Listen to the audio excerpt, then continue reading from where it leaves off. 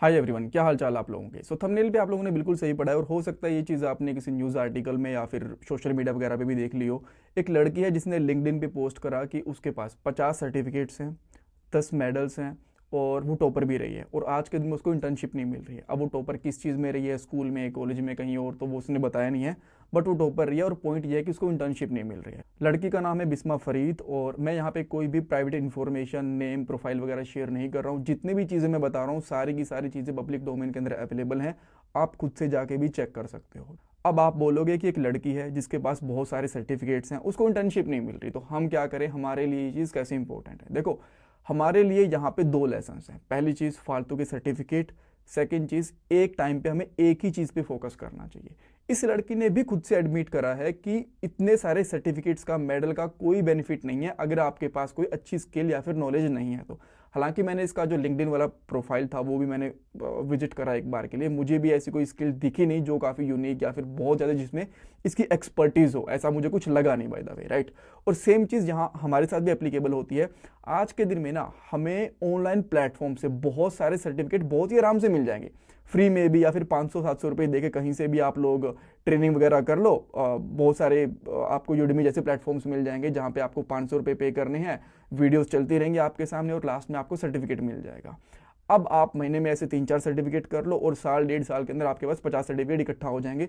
But उन certificate की कोई वैल्यू नहीं है, बिकॉज आपके पास ना बस वो सर्टिफिकेट्स ही हैं, आपने उनको ढंग से पढ़ा भी नहीं है, आपके पास नॉलेज भी नहीं है, कोई स्किल नहीं है।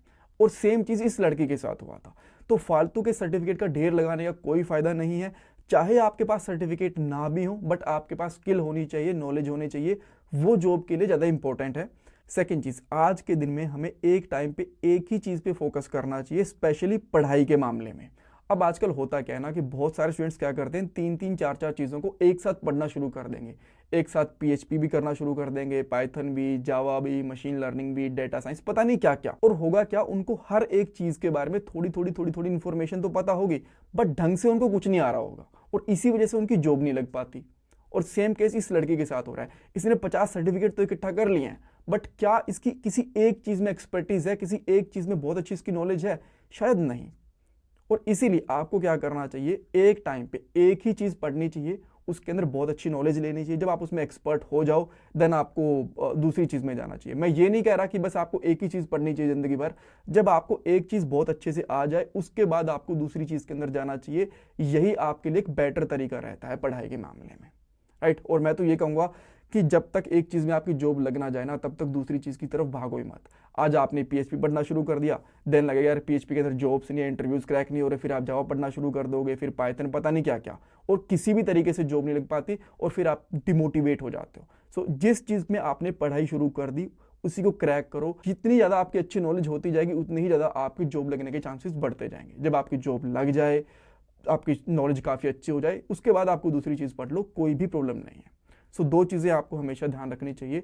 फालतू के सर्टिफिकेट का कोई फ़ायदा नहीं है, नॉलेज ही काम में आती है। सेकंड चीज़, एक टाइम पे एक ही चीज़ में फोकस करो। जब आपको उसके बारे में बहुत अच्छी नॉलेज हो जाए, एक्सपर्ट बन जाओ, देन आपको दूसरी चीज़ में मूव करना चाहिए। सो आपका क्या ओपिनियन है मुझे कमेंट सेक्शन में बताओ। Thank you so much for watching this part guys.